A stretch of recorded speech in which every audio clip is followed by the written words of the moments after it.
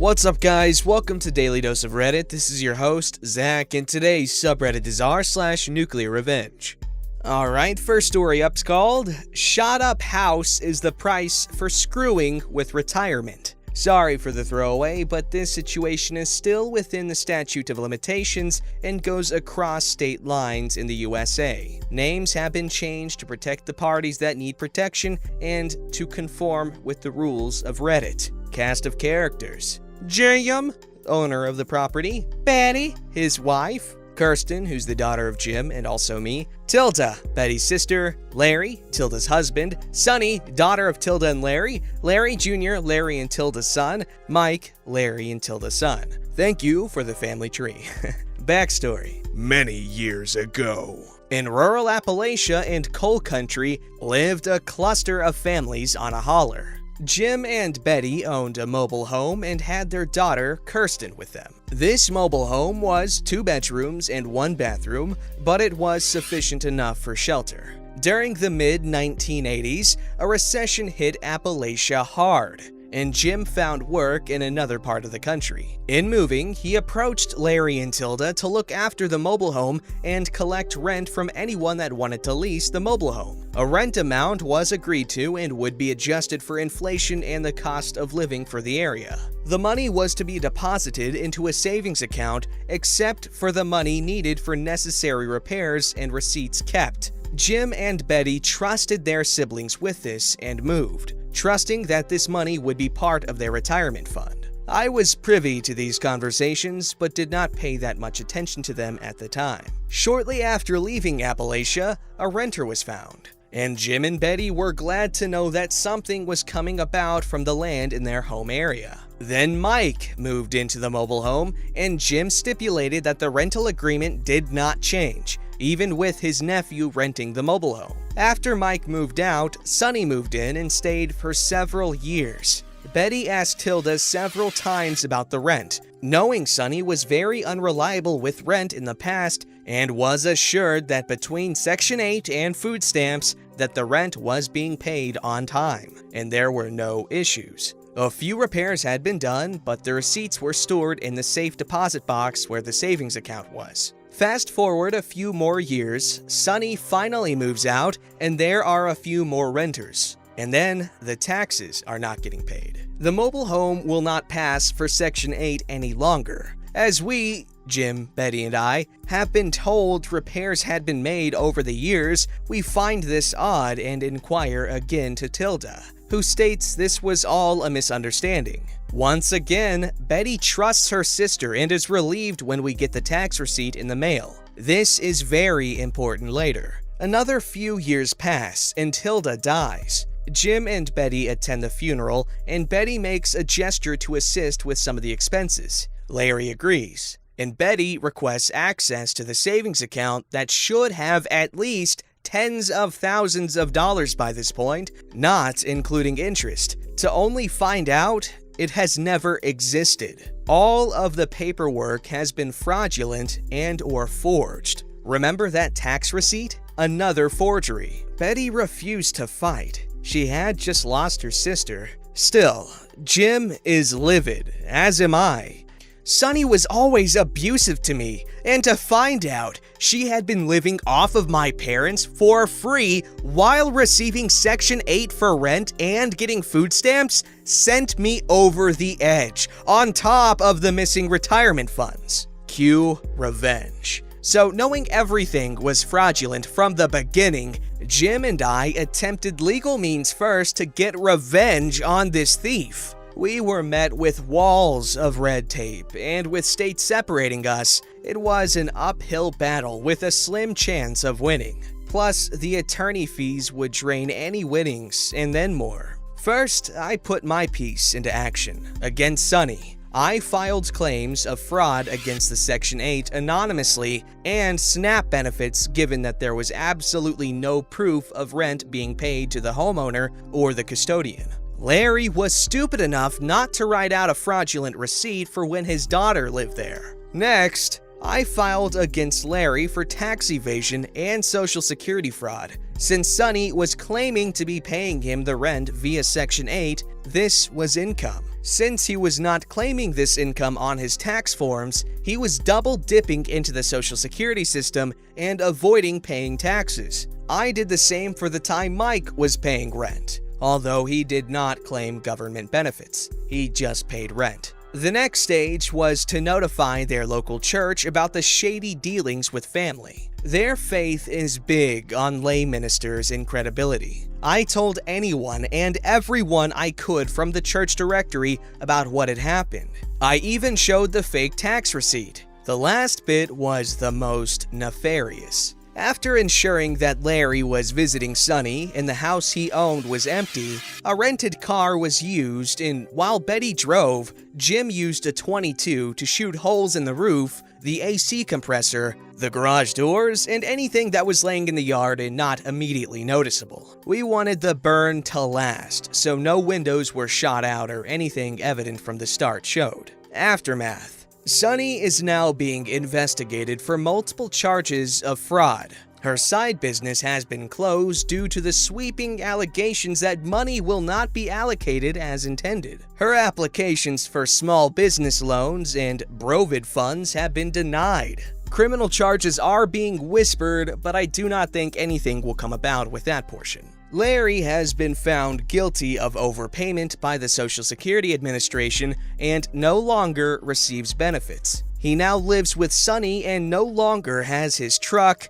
camper, boat, or ATVs. Unfortunately, once again, criminal charges are not pending. Larry Jr. has moved into the old home that was shot up. The roof had several places where hail or other debris punched through and made it leak. The siding had similar damage. Some of the bullets, and they finally figured out what it was, pierced some of the old PVC plastic plumbing. He has spent a fortune fixing the roof, plumbing, and siding where a lot of little holes were. I do not know if he has tried the AC yet, and I will be delighted to find out if it malfunctions as severely as I hope.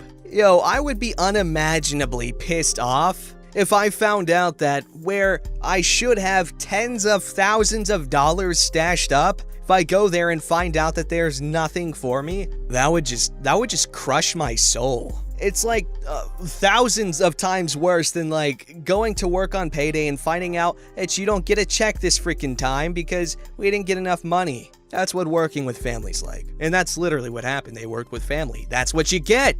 This story's called Accuse Me of Being a Commie? I'll reward you with a slow and painful death. Hello everyone, I've been a long-time lurker in this sub. This is not my own story, however, the person involved in this story is a family member. Fair warning, this contains violence and murder. I am confident sharing this story here because the people involved in this story have passed away since this happened quite some time ago. English is not my native language, so bear with me with the grammar. As always, still near the bottom. A little bit of background story. This happened in a relatively small town in an Asian country in the mid-60s, where the people and the government hated, still do, communist ideology. Let's call my family member involved here Aaron. He was around 26, 27 years old at that time, and his parents emigrated from China to this Asian country, whose population mostly looked nothing like Aaron in terms of appearance, skin tone, face, you name it. His parents were traders selling goods and spices to local people who were quite well off, and they were able to put Aaron into a higher education institution. At this time, going to school is a privilege, much more so going to a university. There, he became friends with local students whose parents were in the military and/or were politicians because education was quite literally non-existent at that time as the country had just gained their independence and they were a struggling state. People at that time were uneducated and most of them did not have much to eat. Sometime during his second year in the institution or university, a countrywide war on communism broke out, and most foreigners either went back to their homeland or sought refuge to the border. People took this opportunity to loot stores, violate women, and kill men, as they were able to do vigilante justice as the police and military were overwhelmed. Fortunately, Aaron's parents had been able to escape the town, seeking shelter at a family's place in the capital city before the chaos broke out, as they were told to go away by family members in the capital. However, Aaron believed nothing would happen, and he would stay at home as he couldn't abandon his studies. He wasn't strong or anything, but he was quite fit. One night, a neighbor came to the house to say goodbye as he was going to escape, and he suggested that Aaron do the same quickly, but he refused. Before dawn, he was awakened by shouting and banging from the door. He looked out and there were dozens of people looking to barge into his house to arrest him for being a communist. He tried to reason with the mob through the space in the house's gate, explaining he was not a commie. However, of course, they wouldn't believe him, as he looked just like any other commie, and the mob was provoked by an acquaintance of the family. Let's call him Brooks. Apparently, Aaron's parents' business was going well in the area, and Brooks wasn't. He blames Aaron's parents for his business not being successful. I don't know what business exactly, let's assume they sold the same trades. Brooks had ties to military, and that night, they beat Aaron within an inch of his life and transported him to a camp in the jungle where accused communists were gathered after they were arrested. Unwarranted arrests, without evidence, just because their skin tone was light and their eyes were squinted. At that camp, the accused communists were held for 3-4 days at most, and when they ran out of space, they would march them deeper into the jungle, have them dig their own graves, and then shoot them. Mass executions were common at that time, as rivers would turn blood red, and corpses would be left out by the road and in open fields. Corpses would be hanged off of a bridge, and most of these people were not actually communists. The situation was not looking good for Aaron, as he was not given anything to eat at all, and he was forced to strip naked and humiliated by Brooks and his people. At one point, he was being told to march to the jungle. He thought that was the end of it. It was over. However, he was given a gun and was told to shoot his fellow inmates. Wrongly accused, of course, in the head, or he was going to get a bullet himself. After days of torture, both physically and mentally, he begged for them to kill him, as it would be way better than to live that way. Now, this is where the revenge began. Remember the local students in the university Aaron attended? Well, one of them had a dad whose position in the military was quite high up, and had been acquainted with Aaron during his first 2 years in the university. Let's call him the Colonel. Oh, I heard he made good chicken. One day, as he was checking the commie camps, he recognized Aaron, and he knew for sure Aaron was not a communist. He was furious with his subordinate officers for wrongly arresting Aaron. It turned out that Brooks was not a military member per se, as he was able to arrest people and stay at the camp because of his military friends, who are lower in rank compared to the colonel. As the colonel was rounding up the troops and investigating Aaron's wrong arrest, Brooks' military friends ratted him out, as they were definitely choosing their own ass compared to Brooks. Aaron told the colonel everything from the mass executions to the torture he experienced. Brooks, being not a military member and really had no reason to be there at the camp, was scared feces-less and was pleading to the colonel not to kill him, saying that he had a family, the usual stuff. However, the colonel told Brooks that he was not going to kill him, but Aaron was. The colonel gave Aaron a pistol and told him he didn't care what he would do to Brooks. He believed Brooks deserved it. He ordered his men to chain Brooks to a tree and back off and let Aaron do whatever he pleased. Aaron gave the gun back to the colonel, but then picked up a spiked bamboo, a spear made out of bamboo.